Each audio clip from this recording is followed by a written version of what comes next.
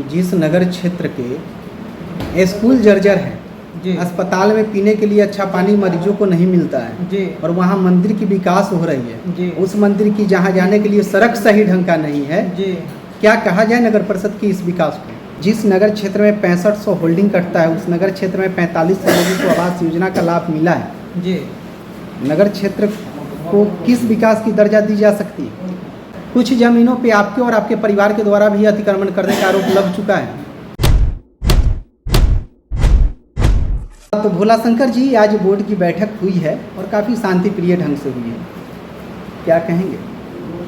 आज का जो बोर्ड का बैठक हुआ था उसमें विषय 3 था।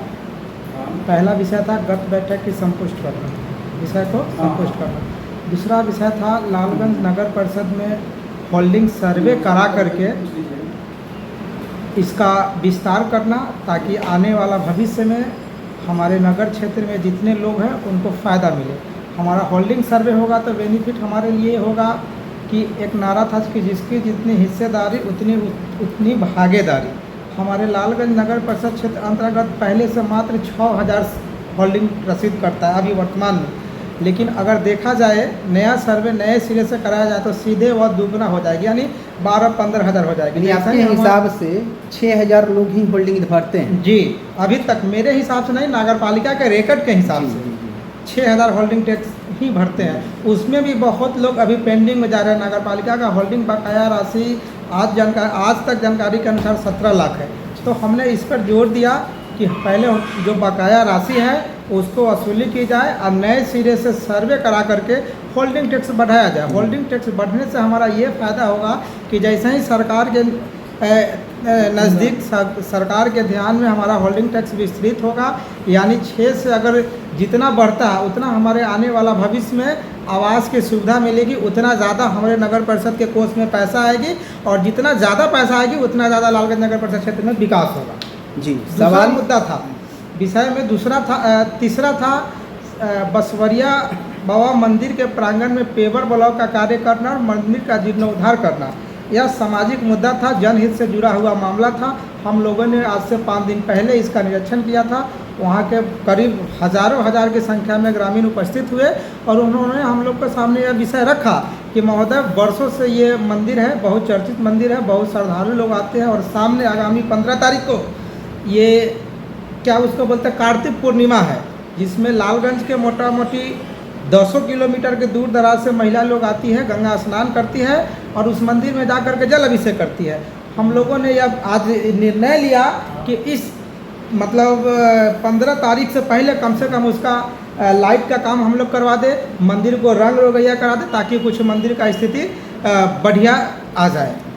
तो सवाल तो फिर एक बनता है ना कि जिस नगर क्षेत्र के स्कूल जर्जर हैं, अस्पताल में पीने के लिए अच्छा पानी मरीजों को नहीं मिलता है जी, और वहाँ मंदिर की विकास हो रही है जी, उस मंदिर की जहाँ जाने के लिए सड़क सही ढंग का नहीं है, जी, क्या कहा जाए नगर परिषद की इस विकास को? आपने अभी सवाल किया हमसे कि स्कूल जर्जर की हालात में है, मैं मानता हूँ।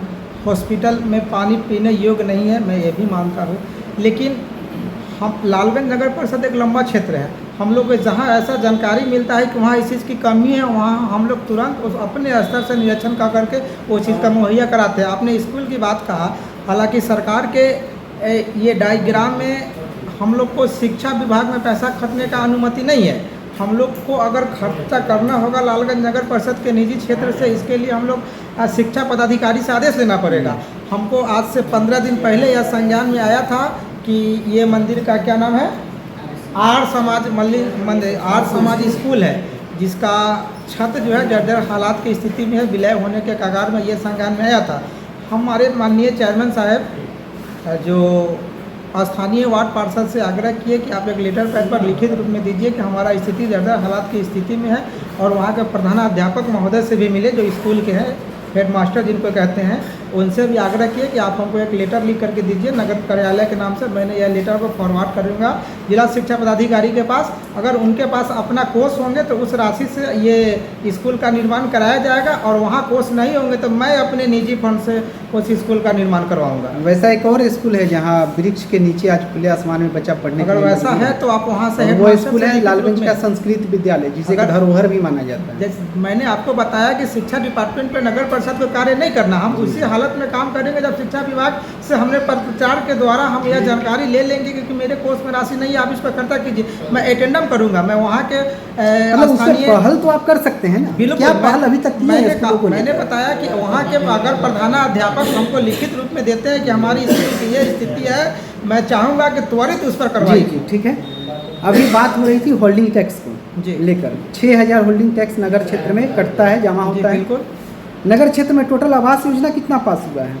यहाँ से जब हमारे आने से पूर्व का जो बैठक हुआ था ना, पूर्व के जो बोर्ड चले थे, जो 17 से 22 सेशन था, उसके पहले इंदिरा आवास था। जैसे ही 17 के बाद प्रधानमंत्री आवास योजना हो गया, ठीक है, तो उसमें एक सिस्टम आया पहले सर्वे कराने का, कि पहले सर्वे करा लिया जाए, सर्वे के ग्राउंड पर आवास योजना लाभान्वित किए जाएंगे।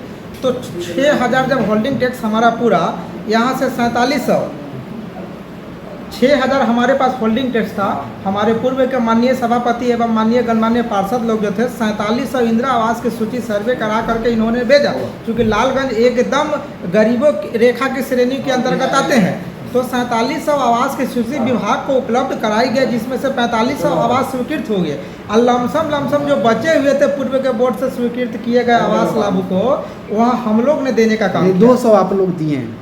नहीं, आपने नहीं। 4700 में 4500 स्वीकृत हो गया। 4700 सूची यहाँ से गई।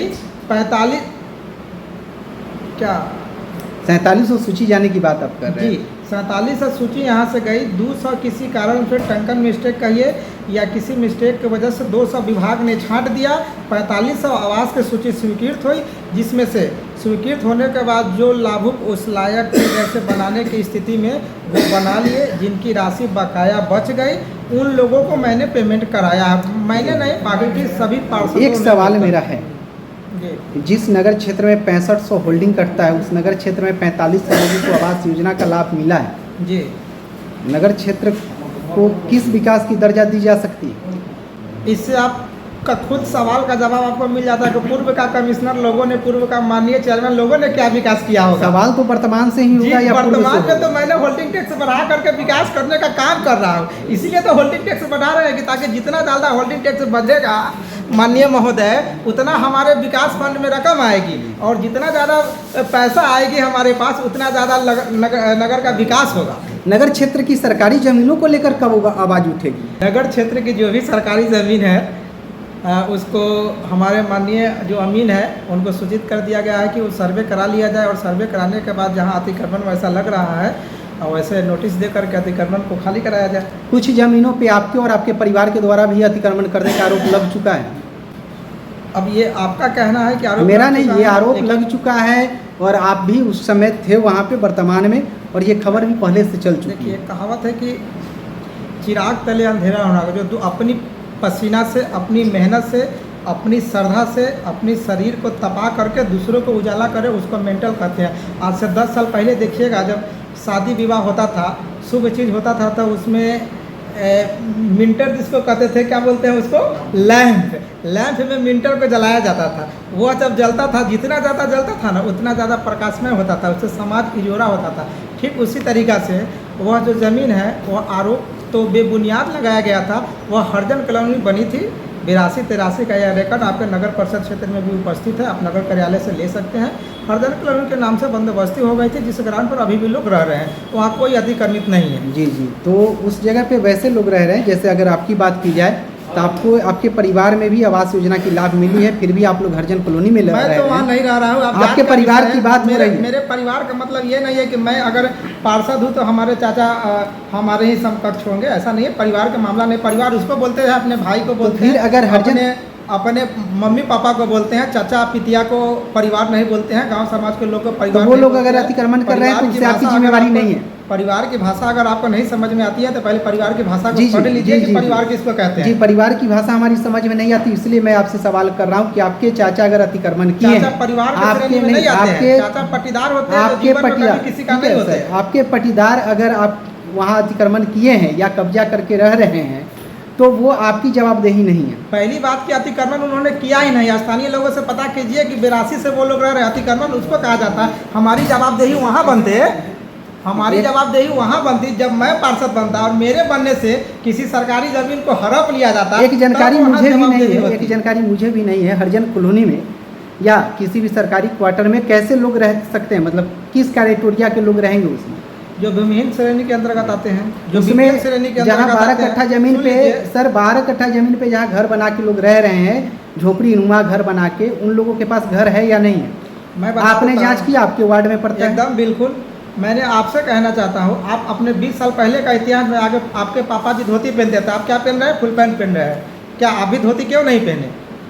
आपको भी धोती पहनना चाहिए। तो यानी इससे कि स्पष्ट होता है, नहीं, ये इससे सवाल स्पष्ट होता है कि हमारे पूर्वज गरीब थे, इसका मतलब मैं भी गरीब नहीं तो हूँ। इसका हमारे मतलब पूर्वजों ये ने है कि ठेला आपकी- चलाया, इसका मतलब सुनिए, ये नहीं कि आपकी मैं भी पूर्वज- ठेला चलाऊं। जी, जी, जी। ये हमारा कर्म है आपका कि मैंने सवाल का पढ़ लिख जवाब करके सर- यहाँ तक आया।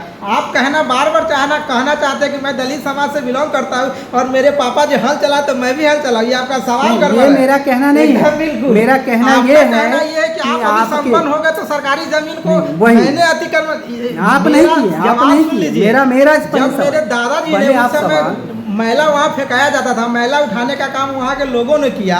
मैला से जब हैजा उखड़ता था उसका सहन करने का काम वहाँ के लोगों ने किया। तब जाकर के बड़ी मुकस्सर के बाद उसमें हरिजन कॉलोनी बना और वो रह रहे हैं तो आपको पेट में दर्द हो रहा है। ये नहीं, जमाना सवाल वही है सर, सवाल वही है, सवाल वही है समय बदला कि इसलिए लोग बदले। आपके आज से दादाजी 10 साल पहले के इतिहास में जाइएगा ना तब वो लोग बिल्कुल भूमिहीन के श्रेणी में सवाल आए। वही। एक वक्त की एक रोटी मिनट, खाने के साइलेंट, लिए साइलेंट। मोहताज थे। सवाल वही है कि 10 साल पहले जो गरीब थे, आज उनकी बेटा स्कॉर्पियो चढ़ रही है, अगर फिर भी वो सरकारी भूमि पे रहेंगे। अब जिनके नाम से नामाकरण हो गया है वो तो क्या ये कर सकते हैं? सरकार उस वो समय छोड़ नहीं सकते। उस स्थिति में था बेचारा कि उसे रह रहा है। जी जी। आज भी कुछ यानी ऐसे कि लोग हैं। कुल मिला के ये है कि अगर पहले गरीब थे, सरकारी भूमि पे रह रहे हैं, अब अमीर हो भी गए हैं, वो स्कॉर्पियो भी मेंटेन कर रहे हैं, फिर भी सरकारी भूमि पे रहेंगे क्योंकि उनके नाम से लोग। वैसा तो उसमें कोई लोग नहीं है जो एक अपने बाइक रख सकते हैं, 4 व्हीलर रख सकते हैं। आप तो स्कॉर्पियो की बात करते हैं। जी जी जी, ठीक है। आकर देख लीजिए, अब राशन कार्ड की श्रेणी अब में आते सवाल हैं, ये है BPL कि के नगर श्रेणी में आते हैं। अब सवाल अब ये है BPL उसको कहा जाता है जो आर्थिक रूप से अब सवाल ये है कि नगर की विकास को लेकर क्या कुछ आप लोग करेंगे? नगर के विकास के लिए निरंतर हम लोगों ने प्रयास किया है और संभवतः जब तक हम लोग रहेंगे तब तक नगर हित के विकास के लिए प्रयासरत रहेंगे। Thank you.